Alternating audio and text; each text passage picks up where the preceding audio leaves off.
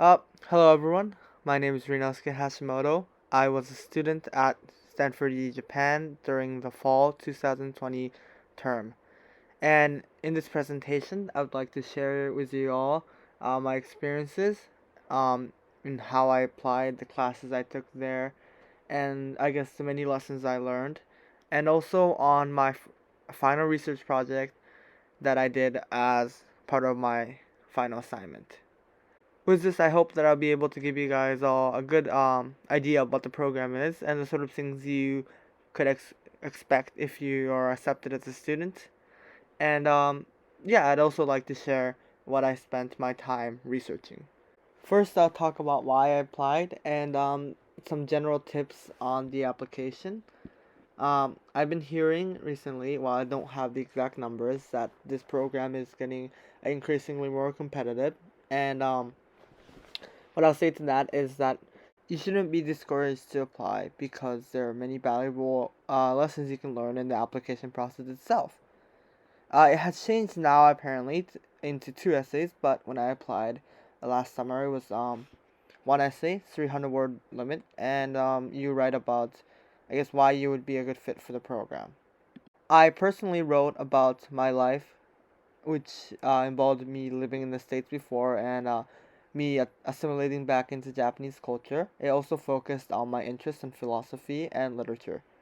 From talking to the other members during my time at Stanford, Japan, a lot of everyone has a specific point of interest or research, and it was a very diverse group of people with diverse interests.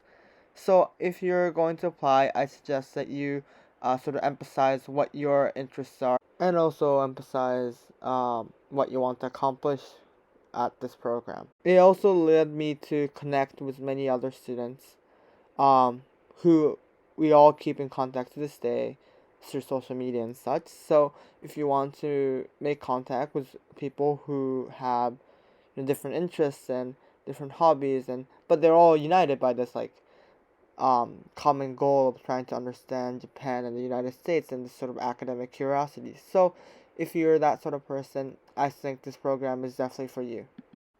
Next, I'll be talking about the different modules I partook in while a student at Stanford, Japan.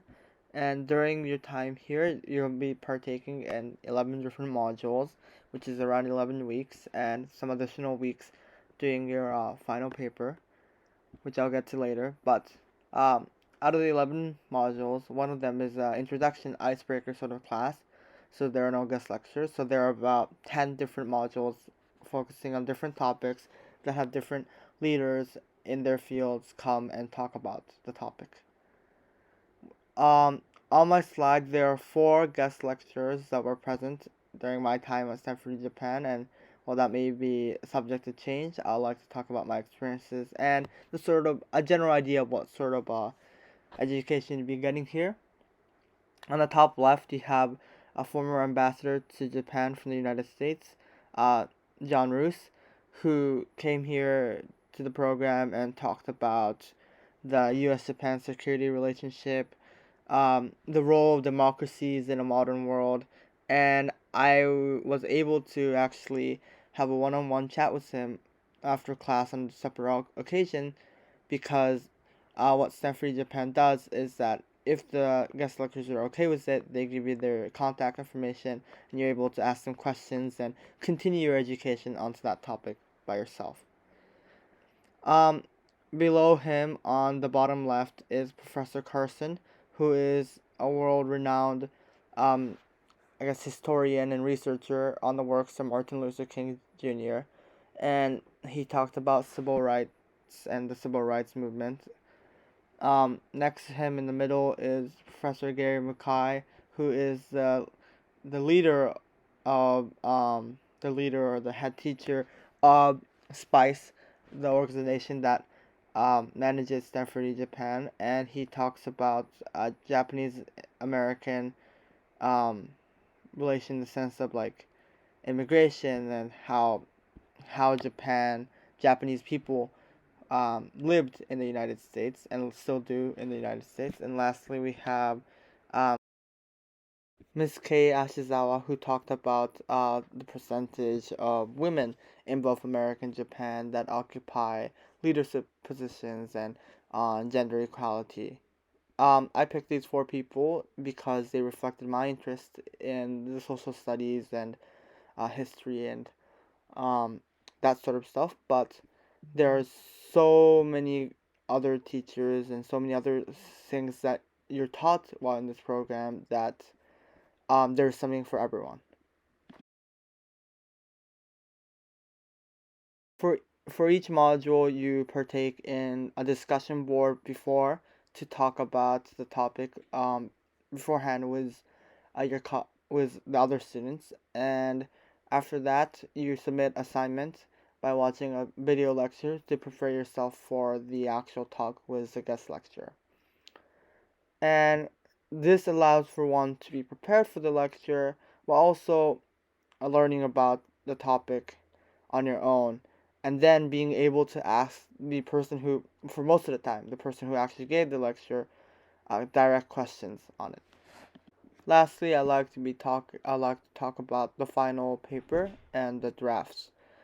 For the final paper, you're given us a couple of weeks to come up with three topics that you might be interested in and provide an outline.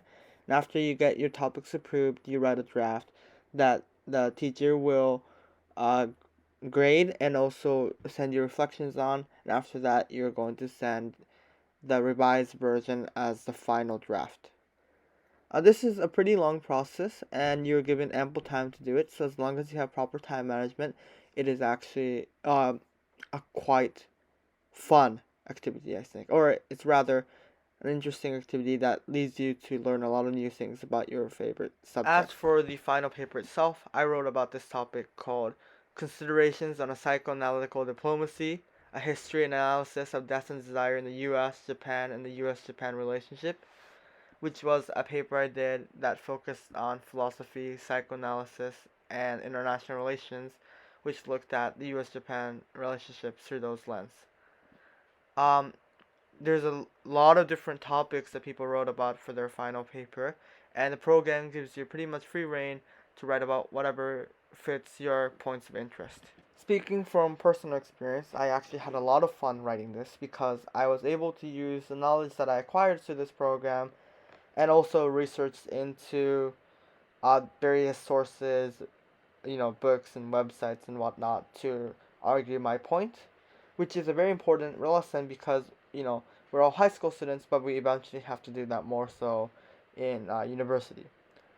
And the program requires you to use MLA formatting, which is a pretty common format used for university paper writing. So it's a good practice for how if you are to pursue higher education. So that pretty much wraps up my reflection of the course and I guess a general explanation of what you can seek to expect if you become a student at Stanford, Japan. Um, I'd just like to conclude with saying that this program has influenced me a lot to learn about things that I haven't really thought about before. And I became friends with many new people, and I learned from teachers that I probably wouldn't have even been able to meet had I not been a student here.